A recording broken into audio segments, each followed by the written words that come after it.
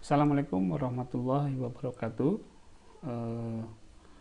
Selamat mengikuti selamat mengikuti pertemuan kedua kali ini tentang konseling Islam. Pada materi kedua ini saya akan membahas tentang pendekatan dan asas konseling Islam. Jadi ini merupakan satu materi yang akan memberikan sebuah pemahaman kepada kita tentang arah-arah asumsi-asumsi yang kita lakukan selama proses konseling ya. Ini berbasis Islam sehingga pendekatan kemudian asas atau asumsi-asumsi yang digunakan adalah asumsi-asumsi yang berdasarkan keislaman. Baik, kita mulai.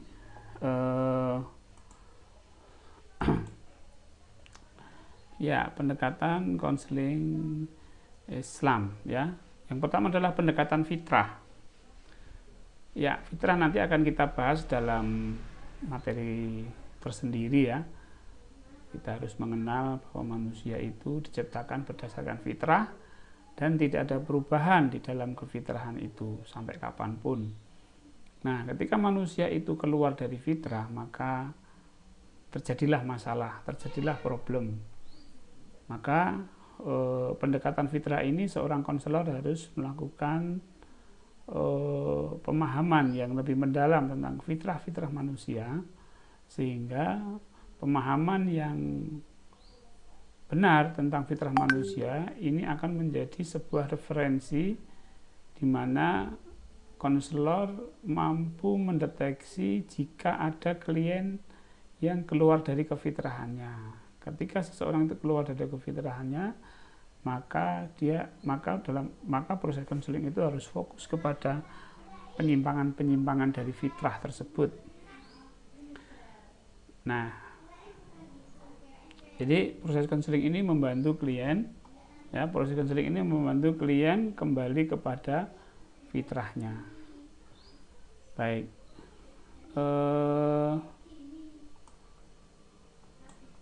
Kemudian jika klien itu dia kembali kepada fitrahnya, mampu kembali kepada fitrahnya, maka klien akan mampu untuk memecahkan masalahnya sendiri. Jadi ini mirip dengan humanisme. Terapi humanistik itu tidak mengkonsep sebuah metode-metode terapi, tapi lebih pada bagaimana mengembangkan eksistensi. Maka aliran yang menggunakan paham bahwa manusia itu memiliki kemampuan untuk bertanggung jawab, mampu untuk menyelesaikan masalahnya sendiri ya, dikenal dengan eksistensial humanistik ya, atau ada aliran lain yaitu non-directive, tapi masih sama di dalam aliran humanistik.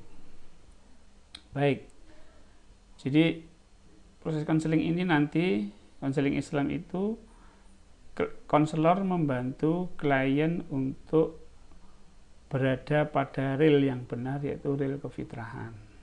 Nah, tentunya bagaimana seseorang itu bisa kembali kepada fitrahnya, tidak ada jalan lain kecuali dengan pasrah ya, berserah diri kepada Allah. Maka seorang itu secara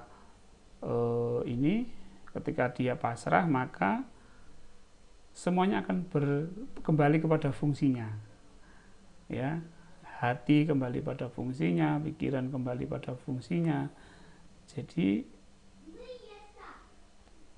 tidak perlu kita itu mengendalikan pikiran, mengendalikan perasaan, tapi kita kembali kepada fitrah, kita berserah diri kepada Allah, maka kita itu akan kembali fitrah. Nah, demikian kita terapkan pada klien kita. Jika klien itu dia bisa kembali ke fitrahnya, maka dia akan mampu untuk memecahkan masalah ya. Nanti akan kita bahas kefitrahan itu pada pertemuan yang selanjutnya. tentang mengenal manusia lebih lanjut. Baik, pendekatan yang kedua adalah pendekatan sa'adah mutawazinah. Ya, pendekatan sa'adah mutawazinah, ya, sa'adah itu artinya bahagia, mutawazinah itu adalah keseimbangan. Manusia itu seringkali terjadi konflik. Dalam dirinya itu sering terjadi konflik sehingga menimbulkan stres tersendiri. Misalnya dia ingin tidur tapi tidak bisa tidur. Nah, itu sudah terjadi konflik. Maka konflik ini akan membuat dia stres. Dan stres itu tentunya akan menimbulkan akan menimbulkan satu keadaan yang memicu insomnia. Baik. Oke, penyelesaian problem kehidupan harus berdasarkan keseimbangan, karena setiap perilaku itu merupakan aksi reaksi. Jadi biasanya ini dalam keluarga, ya, konflik-konflik keluarga misalnya suami dan istri. Nah, ini harus mencapai titik keseimbangan, kebahagiaan yang pada keseimbangan tertentu. Jadi ada tarik menarik, tarik ulur antara suami dan istri. Suami ya tidak boleh, misalnya suami tidak boleh arogan, istri juga tidak boleh menuntut banyak hal. Jadi terjadinya keseimbangan itu akan menimbulkan kebahagiaan. Baik, jadi nanti konselor itu membantu bagaimana membuat situasi apa yang dialami oleh klien itu menjadi seimbang, tidak ada konflik. Ya, setiap individu itu akan mencapai titik keseimbangan masing-masing. Jadi seorang konselor harus mampu memahami bagaimana keadaan klien sebenarnya. Keadaan klien yang sebenarnya itu bagaimana?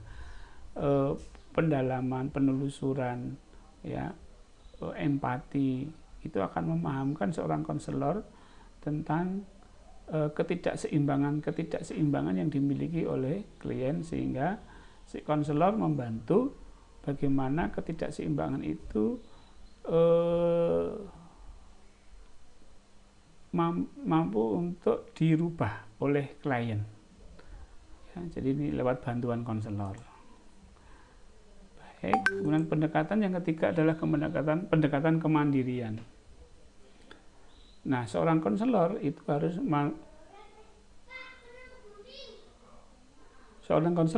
harus mampu membuka wawasan dan kesadaran klien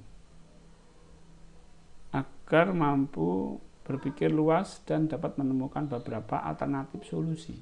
Ya, ini alternatif solusi. Ya, jadi wawasan yang luas itu wawasan dan kesadaran. Jadi kesadaran klien ini perlu diperluas. Sadar tentang dirinya, sadar tentang keluarganya, sadar tentang lingkungannya, sadar tentang dia di hadapan Allah. Nah, itu akan memperluas berbagai alternatif solusi yang memungkinkan untuk diambil oleh klien. Nah, adanya beberapa alternatif solusi ini, ya, kemudian difasilitasi oleh konselor agar klien berani mengambil sebuah keputusan. Jadi keputusan pun ini sebenarnya berangkat dari klien, jadi bukan dari konselor, ya. Kemudian setelah klien berani mengambil keputusan, maka konselor memfasilitasi klien untuk bertanggung jawab dengan keputusan-keputusan yang sudah diambil. Baik, jadi memfasilitasi klien untuk bertanggung jawab dengan keputusannya. Ini penting. Jadi dalam pendekatan kemandirian, bagaimana seorang konselor itu membuat si klien ini mandiri dengan dalam memecahkan masalah yang dia hadapi.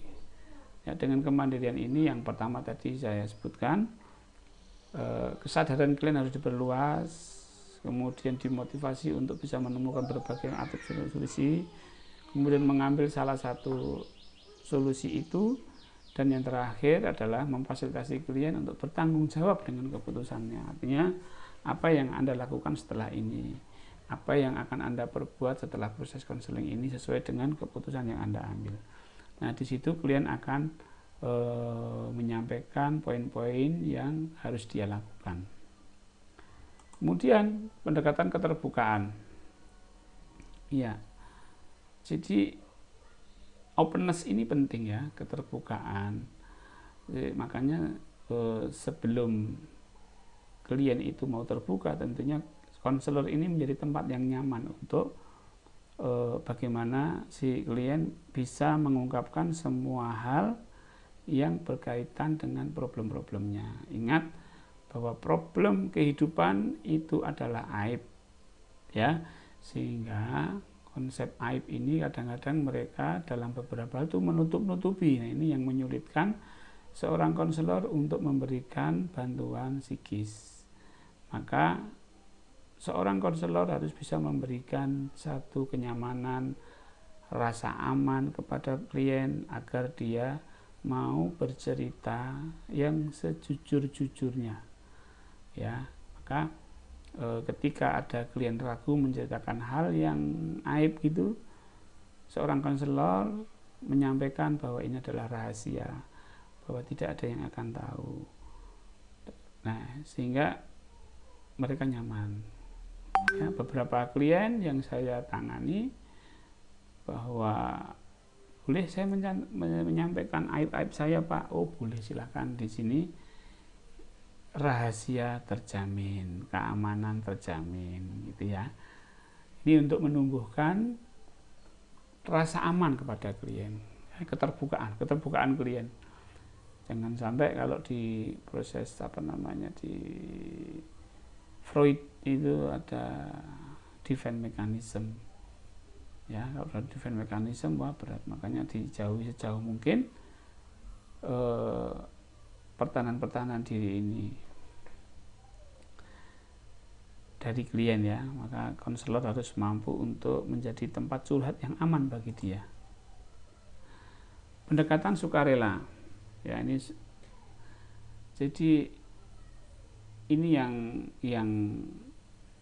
yang harus kita terapkan. Nampaknya ini wajib, ya, karena memang proses konseling itu kan dari hati ke hati, ya. Jadi kalau fokusnya itu pada mencari uang, itu nanti akan berpengaruh kepada penerimaan klien terhadap konselor. Jadi diusahakan yang namanya masalah, mungkin bagi seorang konselor itu ini adalah satu pekerjaan yang harus mendapatkan imbalan, iya itu pasti. Tapi caranya itu agar tidak semata-mata seorang konselor itu mencari uang, karena nanti pendekatan sukarela ini tidak akan dapat dilakukan, ya. Jadi misalnya lah dengan menyiapkan resepsionis sendiri, ya.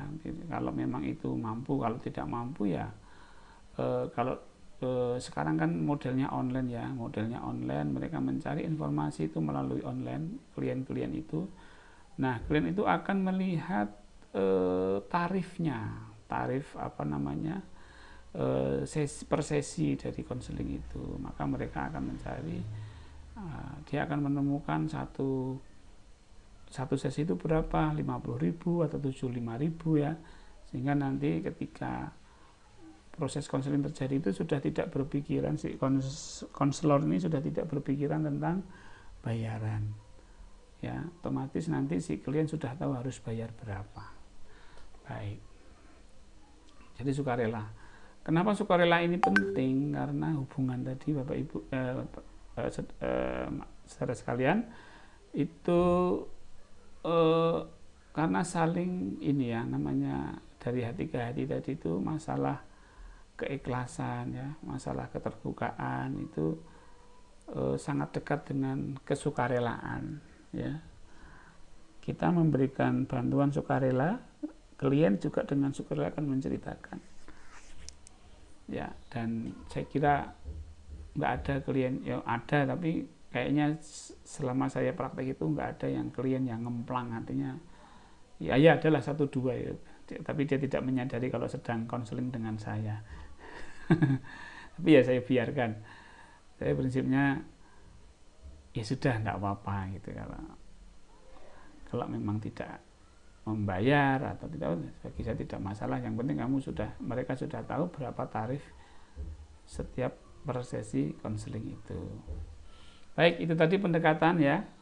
Ada 5 pendekatan. Sekarang masuk ke asas-asas. Asas yang pertama adalah asas kebahagiaan dunia dan akhirat.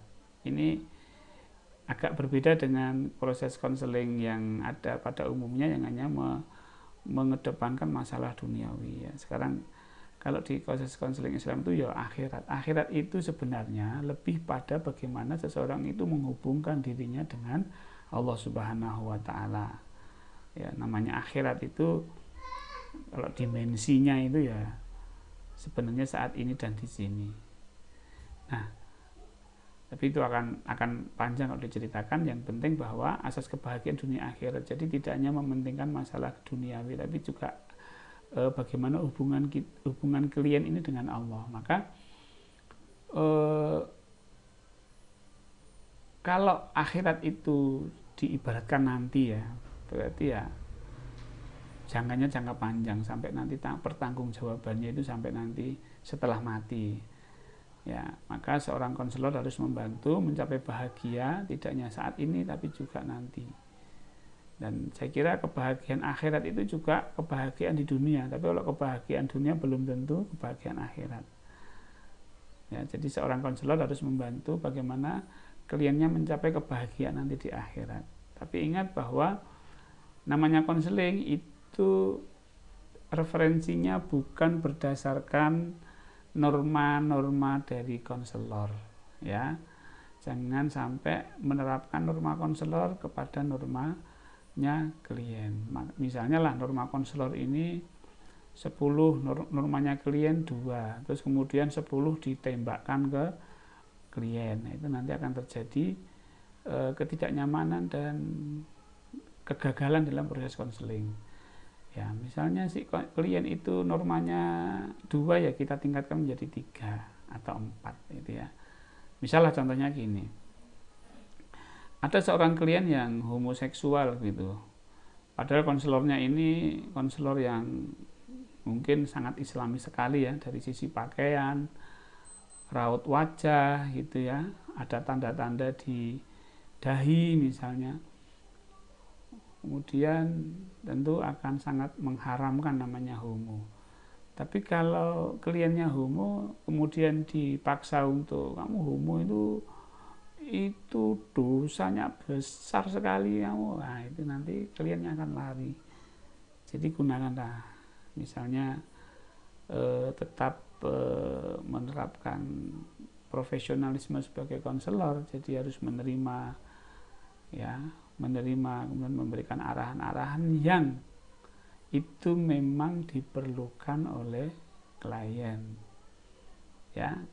sebab kalau dibom dengan haram, dibom dengan itu, nanti klien akan lari dan proses menasihati akan gagal. Jadi ya nggak dapat dua-duanya, atau akhirnya bahagia dunia dan akhirat enggak. Baik, nanti jadi dalam proses konseling itu konselor menerapkan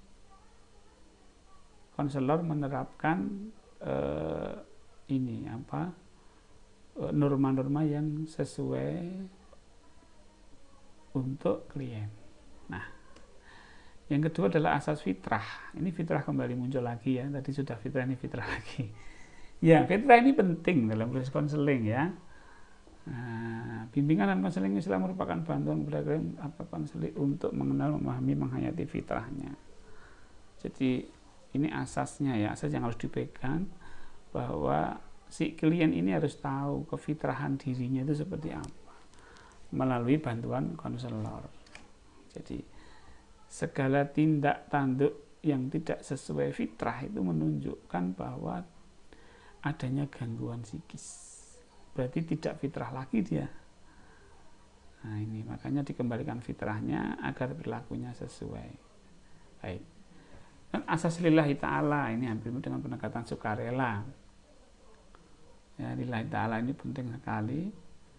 Ya, karena tadi bahwa proses konseling itu adalah proses silaturahmi dari hati ke hati. Jadi kalau sudah ditutupi dengan hal-hal lain, finansial, itu jadi kayak nggak nyambung gitu ya, nggak nyambung gitu. Bagi saya ya, bagi saya ya, kalau tarif ya saya cantumkan di internet. Kalau kalau kalau nggak saya sebutkan, kecuali kalau dia tanya tarifnya berapa Pak, nah baru saya jawab. Nah, kemudian bagi seorang konselor adalah menjalankan proses konseling adalah proses menjalankan amanah dari Allah. Ini perintah Allah. Jadi konselor itu ringan, enteng gitu loh. Berani sama klien tuh, berani mengatakan yang sebenarnya. Kadang konselor juga ini juga loh, ragu-ragu, pekewuh gitu ya. Jika itu karena Allah untuk kebaikan klien, maka dengan ikhlas itu akan lebih berani, dan anehnya si klien juga menerima dengan lapang dada, karena memang niat daripada konselor itu adalah niat untuk menolong karena Allah. Baik. Kemudian yang keempat adalah asas keharmonisan jasmaniah, jiwa, dan ruh.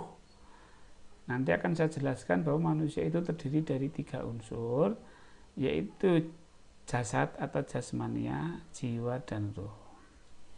Ya, manusia harus mencapai keharmonisan antara jasad, jiwa, dan ruh.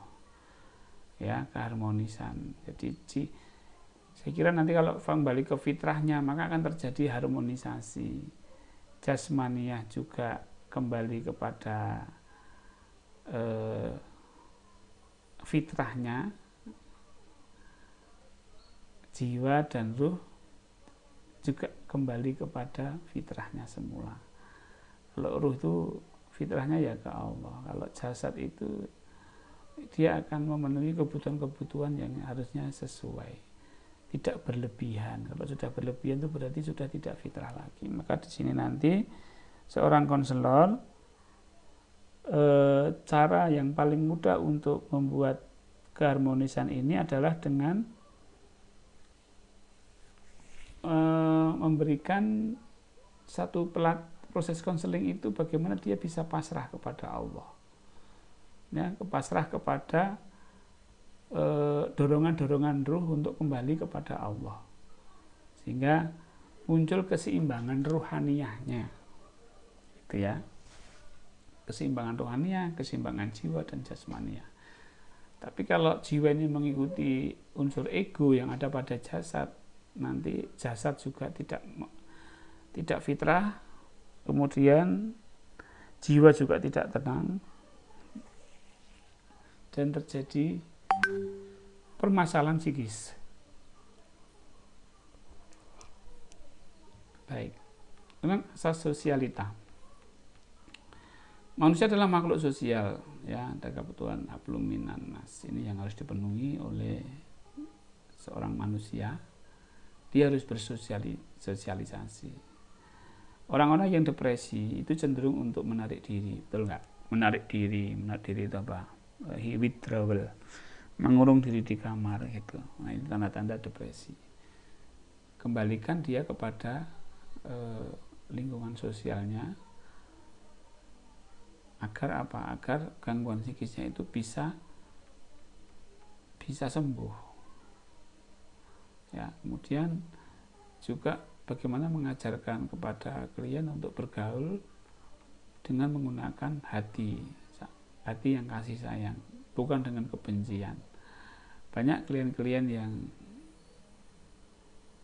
bermasalah dengan psikisnya karena benci dengan seseorang. Baik ya. Asas kekhalifahan manusia. Pada prinsipnya manusia itu adalah khalifatullah atau wakilnya Allah di muka bumi. Maka kalau dalam proses psikologi itu ya, manusia itu punya satu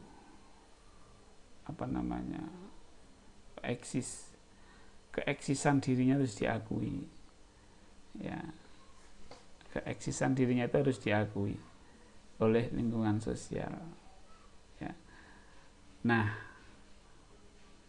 ketika seseorang itu eksis di dalam lingkungan sosial, maka muncullah harga diri, muncullah tanggung jawab yang lebih besar dan semangat hidup. Nah, makanya nanti di dalam proses ini, asas kekhalifahan manusia itu, si konselor harus membantu klien agar dia bisa berfungsi sesuai dengan perannya di masyarakat. Nah, peran di masyarakat itu dia menjadi wakilnya Allah. Jadi bagaimana dia bisa menjadi bapak, bisa menjadi ibu, bisa menjadi warga masyarakat, dan seterusnya. Dan kita lihat bahwa ketika seseorang itu memiliki ketidakmampuan dalam menjalankan amanah, maka berarti dia mengalami masalah psikis. Oke, yang terakhir, 7 asas pembinaan akhlakul karimah. Baik, akhlak karimah adalah jaminan jiwa yang tenang. Kalau jiwanya nggak tenang, nggak mungkin akhlak karimah, ya kan? Jiwanya nggak tenang. Ada orang yang akhlaknya baik, ya akhlaknya baik ya ketika ada orang aja. Nanti ketika dia tidak ada orang, kembali ke akhlak yang sebenarnya. Kenapa jiwanya nggak tenang? Maka kita harus mencari poin yang paling berpengaruh dalam diri manusia itu apa? Ternyata jiwa. Ketika jiwa tenang, akhlaknya baik. Jadi bukan merubah akhlaknya yang dilakukan oleh seorang konselor, tapi bagaimana merubah jiwa. Jiwa yang seperti apa? Jiwa yang berserah diri kepada Allah. Ya, ini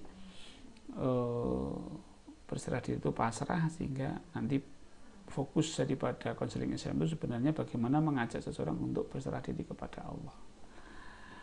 Baik, demikian 7 masih ada 1. Itu asas keahlian. Sorry. Sekalian, jadi melakukan proses konseling itu harus melalui proses pelatihan yang benar. Harus melalui ilmu pengetahuan, ada ilmunya. Memberikan konseling itu ada ilmunya, tidak asal-asalan, ya. Maka siapapun yang memiliki kemampuan yang sudah terlatih, ya silahkan untuk membuka konseling, ya. Tapi ya harus mendasarkan pada teknik-teknik konseling yang memang bisa membantu seseorang untuk memberikan konseling dengan baik. Jadi asas keahlian. Nah, untuk konseling ya siapapun boleh, saya kira Pak Kiai boleh memberikan konseling gitu ya. Cuma ya gelarnya nggak ada. Makanya Pak Kiai harus mengikuti kursus-kursus konseling misalnya ya. Karena umat Nasrani sudah melakukan namanya konseling pastoral. Para pastor dilatih untuk memberikan konseling. Nah, ini seharusnya ustadz-ustadz itu mengenal model konseling Islam seperti ini, sehingga mereka punya bekal tentang konseling secara keilmuan itu seperti apa.